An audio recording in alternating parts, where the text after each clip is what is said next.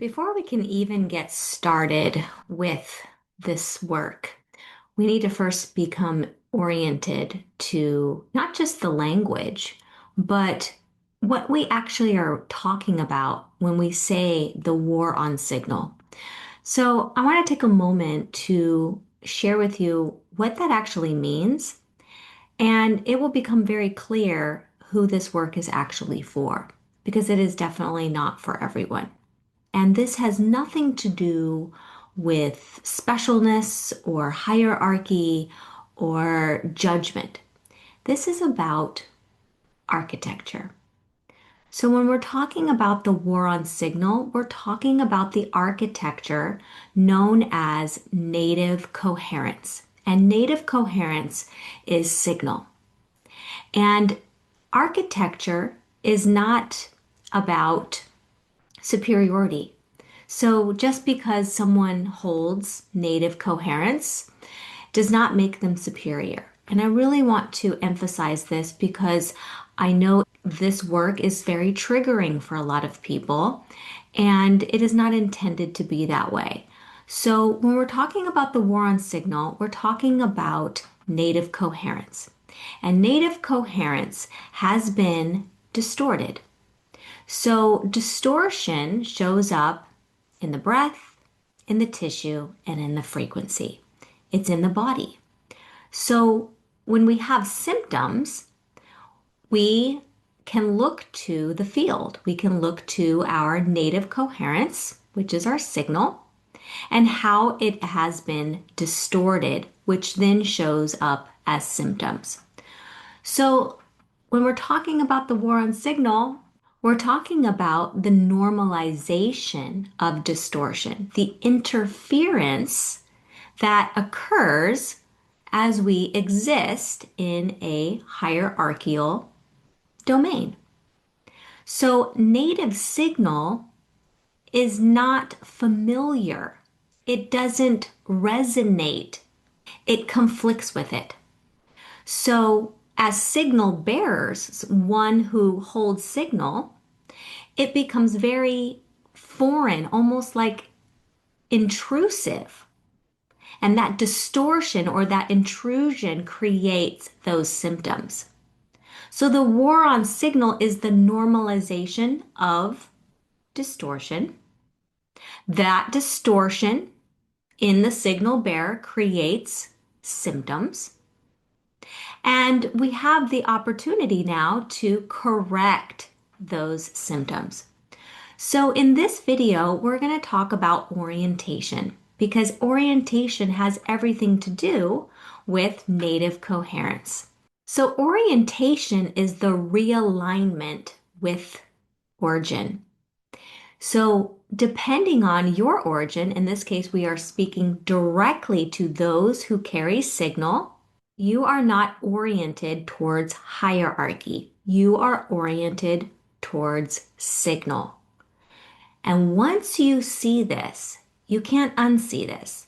And if you are someone who carries signal, the remedies and the books and all of the products that are on the Occult Chateau are specifically for those with native coherence, meaning that hierarchy distorts them. It creates physical ailments, agitation, nervous system upsets. It creates all kinds of havoc on our body. So I refer to this form of remedy as morphogenetic herbalism because we are working within the field.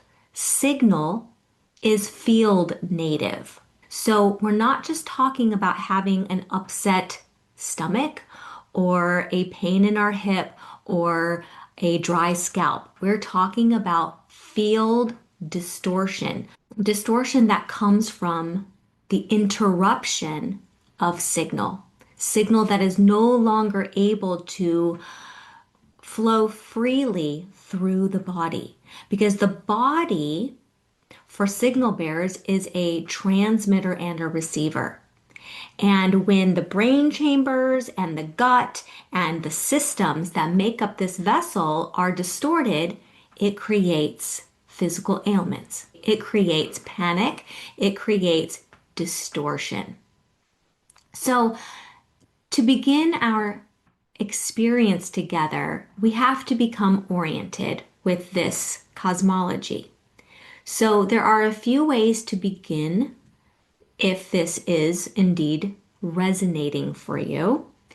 One is to read the doctrine that began my own remembrance so that you can see where all of this is coming from. And that book is called Sacred Anarchy: How the Great Work Creates a New World. And that new world is called Amenti. So the doctrine will begin to orient you into this cosmology, and the herbal remedies, the morphogenetic herbal remedies, will begin to reorient your field. It will help to correct the distortion. Now, there is a bigger conversation to get to the root, which is getting to the deeper mechanics of what I refer to as a field embedded intelligence that I call a menta. But to begin, we want to at first get a result. We want to first start to be able to clear the fog, so to speak. So, to do that, I want to introduce you to what I call larvae eviction formulas. Now, this is a bigger conversation, but I want you to see that morphogenetic herbalism works with the field. So, for example, we've got yellow dock here, we've got blue vervain, we've got yarrow, and many others.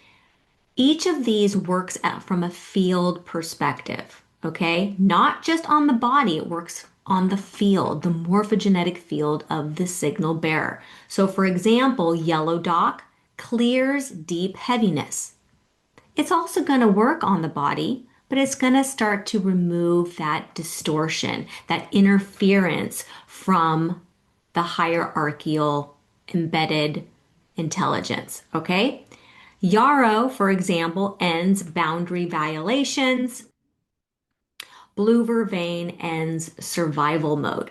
And there's many others, but this is the way to get a result to see if this is indeed the cosmology to support you, because again, this work is not for everyone, and it is not about hierarchy, is not about judgment.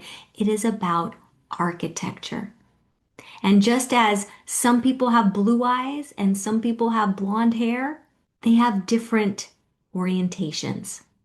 Some are oriented towards signal and some are oriented towards hierarchy, and there is no judgment there.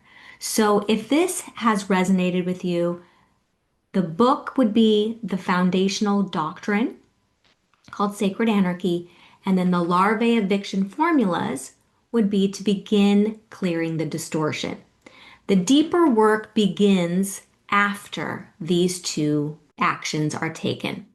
After that, if there are deeper issues, the morphogenetic field reset is the natural next step. I will talk more about the reset and morphogenetic herbalism in future videos, but for now, I'll leave you with this.